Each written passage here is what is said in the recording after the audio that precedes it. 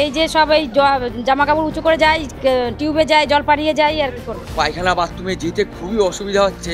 হ্যাঁ, সাপ খুব আছে, সাপ ইঁদুর ভর্তি হয়ে যাচ্ছে, সব সাপ যোগ এতে আছে, আর এতে খুবই আমাদের কষ্ট হচ্ছে। আমাদের ছোট ছোট বাচ্চা আছে, এখন কিভাবে থাকছি ওইভাবেই, ভেলায় যাচ্ছি, ভেলায় আসছি, তো কোনো কিছু হচ্ছে না, জলই তো সরছেই না। যেমন জল তেমনই হচ্ছে, বর্ষা হলেও জল হয়, আর এমনিতেও জল, যত জল বাইরের থেকে সব এখানে আসছে। রাস্তা দিয়ে নয়, এখন এলাকাবাসীদের যাতায়াত বাসের সাঁকোতেই। কয়েকদিনের টানা বৃষ্টিতে জলমগ্ন হাবড়া পৌরসভার বিস্তীর্ণ এলাকা, আর তার জেরেই সাধারণ মানুষের ভরসা হয়ে উঠেছে বাসের সাঁকো। বৃষ্টির জমা জলে নাজেহাল পরিস্থিতির সৃষ্টি হয়েছে হাবড়া পৌরসভার 7 নম্বর, 8 নম্বর, 9 নম্বর ও 15 নম্বর ওয়ার্ডের বিস্তীর্ণ এলাকা বাসিন্দাদের। নতুন করে জল জমার কারণে বাড়িতে, স্কুলে জল ঢুকছে 1 নম্বর, 2 নম্বর ওয়ার্ডে। ইতিমধ্যে একাধিক ওয়ার্ডে হাবড়া পৌরসভার পক্ষ থেকে 15টি পাম্পের সাহায্যে জল নিকাশি ব্যবস্থা চালু রাখা হয়েছে। পাশাপাশি 7 নম্বর, 8 নম্বর ওয়ার্ডে কোটি কোটি টাকা ব্যয়ে তৈরি করা হয়েছিল বুস্টিং পাম্প স্টেশন। তা সত্ত্বেও এলাকায় জমেছে জল।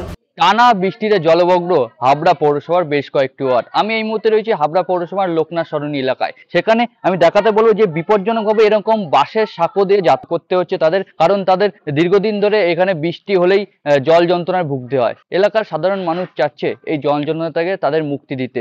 এলাকায় তৈরি হয়েছে 2টি বুস্টিং পাম্পিং স্টেশন। তা সত্ত্বেও এলাকায় বৃষ্টি হলে হাঁটু সমান কোনো জায়গায়, কোনো সময় মাজা সমান জলে তাদের ভুগতে হয়। এলাকার সাধারণ মানুষ দীর্ঘদিন ধরে দাবি করছে বৃষ্টি হলেই তাদের জল যন্ত্রণা থেকে মুক্তি পাওয়ার জন্য। এখন এলাকার বিধায়ক জ্যোতিপ্রিয় মল্লিক জানিয়েছে নতুন করে আরো একটি বুস্টিং পাম্পিং স্টেশন তৈরি করা হবে।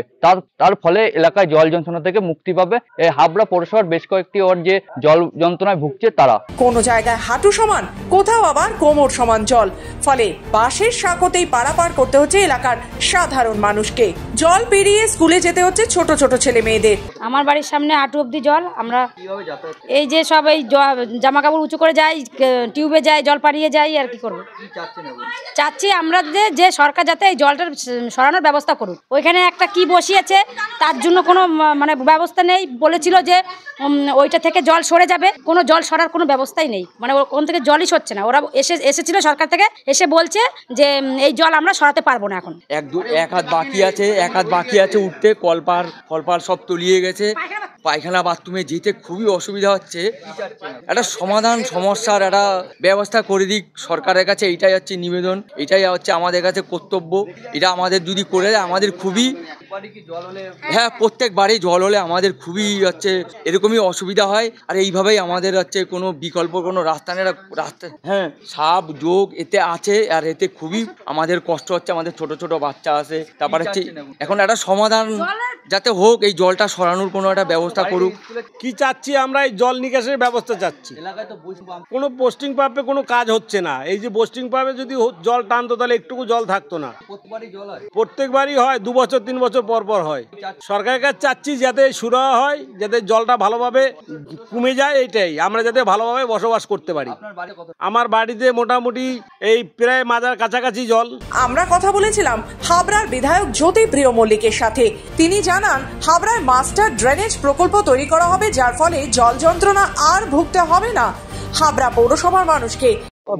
ভাবতে পারিনি। আমি যতদিন হাবড়ায় এসেছিলাম একটা জল হয়েছিল 7, 15, 8। আমি দেন তারপরে যখন শুকিয়ে গেল আমি দেন বুস্টিং পাম্পিং স্টেশন করেছি। আমি এটাও আপনাদের বলছি, আমি 1, 2, 3, 4, 5, 6 এদিকে আমি বুস্টিং পাম্পিং স্টেশন করে দেবো। জল পড়বে, একদম জল বেরিয়ে চলে যাবে। নাকলা বিলের জন্য আমি আজকে বলে এলাম, নাকলা বিল কাল থেকে কাজ আরম্ভ হবে। নাকলা বিলে 3টে লক হবে নাকলা বিলে। সরকার কিন্তু কোনো জায়গায় গাফিলতি নেই। যে গাফিলতিটা করি আমরা করি গাফিলতি। দ্রুত ফার্স্ট কাজটা আমরা করি না। ওই দেখা যাবে।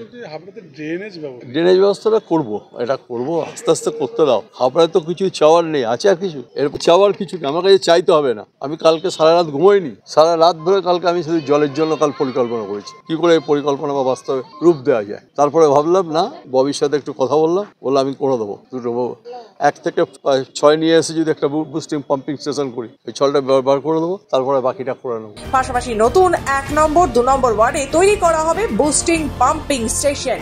এরপর দেখা যাক কত দ্রুত বাস্তবে রূপায়িত হয় এই জল যন্ত্রণা মেটার প্রকল্প। উত্তর 24 পরগনার হাবড়া থেকে সুদীপ দেবের রিপোর্ট, খবর বাংলা।